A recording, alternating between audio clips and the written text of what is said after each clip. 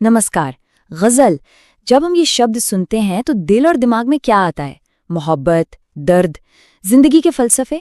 पर क्या गजल सिर्फ एहसासात का खेल है? जी नहीं, ये एक बहुत ही डिसिप्लिन्ड, एक बहुत ही सधी हुई कला है जो आवाज, लय और कुछ पक्के नियमों पर टिकी है। तो सवाल ये उठता है कि इतने सारे नियमों के बंधन में बनकर भी ये इतनी गहरी, इतनी असरदार कैसे हो जाती है? चलिए आज इसी कमाल की आर्ट के पीछे के साइंस को, इसके स्ट्रक्चर को समझने की कोशिश करते हैं।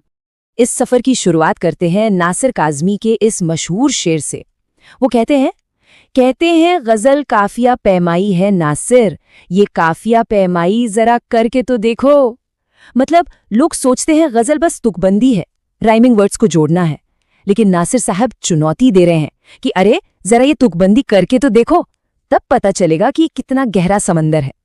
तो चलिए उनकी इस चुनौती को कबूल करते हैं और गजल की इस काफिया पैमाई में उतरते हैं।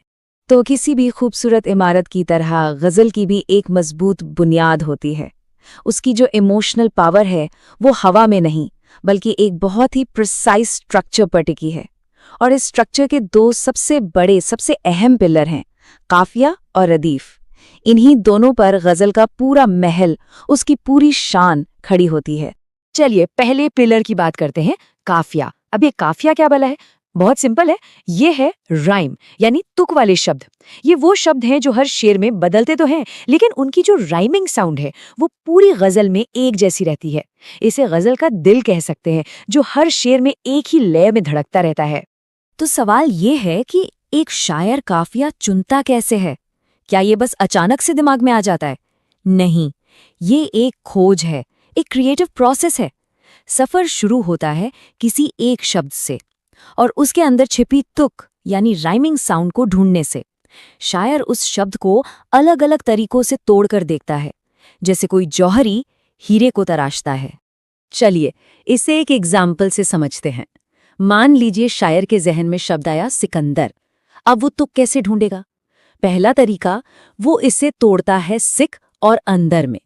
तो अंदर से तुक मिलती है बंदर, कलंदर, समंदर। वाह, ये तो काम कर गया। अच्छा, दूसरा तरीका, इसे तोड़ते हैं सिकंदर और अर में। अब अर से क्या तुक बनेगी? घर, सर, मुकद्दर। अरे वाह, ये भी काम कर रहा है। अब तीसरा तरीका देखते हैं, स और इकंदर। अब इकंदर से तुक वाले शब्द डटकंदर, ममकंदर। ये तो कोई मतलब वाले शब्द ही नहीं है, तो ये तरीका फेल हो गया। बस यही वो दिमागी कसरत है जो शायर को करनी पड़ती है। तो इस पूरी एक्सरसाइज से एक बहुत जरूरी बात निकल कर आती है। अर जैसी छोटी तुक ने हमें अंदर जैसी बड़ी तुक से ज्यादा ऑप्शंस दिए, है ना? अर से कितने सारे शब्द मिल गए, घर, सर, डर, पर। ऐसा क्यों? क्योंकि किसी भी जबान में छोटे साउंड वाले शब्द ज्यादा होते हैं। तो जितनी छोटी तुक होगी, शायर के पास उतने ही ज्यादा काफिये होंगे और अपनी बात कहने की उतनी ही ज्यादा आजादी होगी। अब काफिया का एक ऐसा नियम है जो तोड़ा नहीं जा सकता। It's an unbreakable rule. गजल का जो पहला शेर होता है ना, जिसे मतला कहते हैं, वो एक कसम की तरह है, एक कॉन्ट्रैक्ट है शायर का अपने पढ़ने या सुनने वालों के साथ। मतले में शायर ने जो राइमिंग साउंड तय कर दी, बस अब वो पूरी गजल में पत्थर की लकीर है, उसे निभाना ही पड़ेगा। इसे एक एग्जाम्पल से समझते हैं तो एकदम साफ हो जाएगा। मान लीजिए मतले के काफिये हैं शरारत और आदत, तो कॉमन साउंड क्या हुई? अथ, है ना? तो अब कॉन्ट्रैक्ट बन गया अथ साउंड का। आगे की गजल में मोहब्बत, हकीकत, क़यामत सब चलेगा। लेकिन अगर शायर ने गलती से मतले में ले लिया शरारत और तिजारत, अब कॉमन साउंड क्या है? आरत। अब कॉन्ट्रैक्ट आरत का है, तो अब अगर वो आगे मोहब्बत इस्तेमाल करेगा तो ये गजल के नियम के खिलाफ है, ये गलत है। और यही डिसिप्लिन, यही अनुशासन गजल को गजल बनाता है। तो हमने पहले पिलर काफिया को तो समझ लिया, अब बारी है दूसरे पिलर की, जो है रदीफ। अगर काफिया गजल का दिल है जो धड़कता है, तो रदीफ उसका वो जेवर है जो बार बार चमकता है। ये गजल को एक एंकर देता है, एक पहचान देता है। तो ये रदीफ है क्या चीज? रदीफ वो शब्द या शब्दों का ग्रुप है जो पूरी गजल में बिल्कुल नहीं बदलता, सेम टू सेम रिपीट होता है। ये काफिया के ठीक बाद आता है और हर शेर के आखिर में लौट कर आता है। जैसे किसी गाने का हुक होता है ना, जो बार बार आता है, बस रदीफ भी गजल का वही हुक है। जरा इस शेर पर नजर डालिए। इसमें आदत, अदावत, खिलवत, ये शब्द बदल रहे हैं, लेकिन इनकी तुक एक जैसी है। तो ये हो गए हमारे काफिया। और इनके बाद जो फ्रेज बार बार आ रहा है, बिगाड़ देती है, वो बिल्कुल नहीं बदल रहा। बस यही है रदीफ। काफिया और रदीफ की यही जुगलबंदी गजल की जान है। लेकिन रदीफ को सिर्फ एक रेपिटेशन, एक दोहराव समझने की गलती मत कीजिएगा। ये बहुत पावरफुल चीज है। ये गजल का पूरा मूड, उसका पूरा मतलब, सब कुछ बदल सकती है।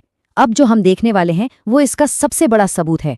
हम देखेंगे कि काफिया वही रहेगा, बस रदीफ बदलेगी। और देखिए कैसे गजल की पूरी दुनिया ही पलट जाती है। ये है गजल नंबर 1। यहाँ काफिया वही अत साउंड वाला है, जैसे कि आदत, और रदीफ है बिगाड़ देती है। अब जरा इसका मूड देखिए। किसी को प्यार की आदत बिगाड़ देती है। कैसा टोन है? एक मायूसी, एक बर्बादी का एहसास है ना? हर चीज बिगाड़ देती है। अब देखिए गजल नंबर 2। यहाँ भी काफिया की तुक वही अत है, इबरत, शराफत वगैरह, लेकिन रदीफ बदल गई। अब रदीफ है मेरे आगे, बनता फिरे है पैकरे इबरत मेरे आगे। देखा मिजाज कैसे 180 डिग्री घूम गया। कहाँ वो मायूसी और कहाँ ये टकराव, ये चैलेंज, ये कॉन्फिडेंस। तो नतीजा क्या निकला? तुक वही, काफिया वही, बस रदीफ बदल गई और 2 अलग अलग दुनियाएं बन गई। एक में उदासी है, दूसरे में गरूर। यही है रदीफ का जादू, यही है उसकी असली ताकत। ये सिर्फ जेवर नहीं है, ये वो पतवार है जो गजल की नैया को किसी भी भाव के समंदर में ले जा सकती है। तो काफिया और रदीफ, ये 2 पिलर तो समझ आ गए, लेकिन इन पर महारत हासिल करने के बाद एक और लेवल आता है। अगला पड़ाव है बहर। बहर यानी मीटर, छंद। और ये सिर्फ सिलेबल्स गिनने का नाम नहीं है, ये एक पूरी सोच है, एक माइंडसेट है। और इस माइंडसेट को समझने के लिए ये लाइन कमाल की है। हमें बहर में लिखना नहीं, बल्कि बहर में सोचना है।